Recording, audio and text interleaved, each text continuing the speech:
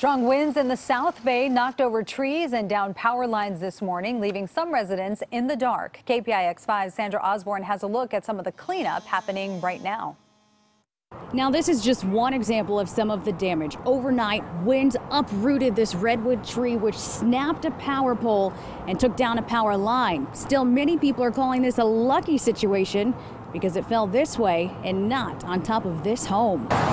Neighbors stopped to take pictures after waking up to no power and trees down from strong winds overnight. I've never seen the wind blow that hard through here.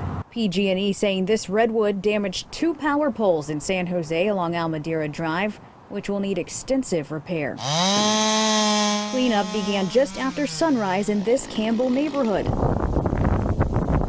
Overnight, the South Bay experienced gusty winds in San Jose, Los Gatos, and Campbell, with a large number of power outages. Before a live shot this morning, we saw sparks showering down from a live power line caught in some trees near University Avenue and Myrtle Street in San Jose.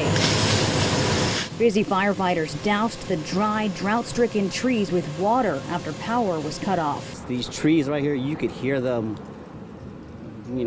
just going back and forth and swaying. This morning, some local businesses were without power. Even McDonald's on Winchester Boulevard had to wait to open up.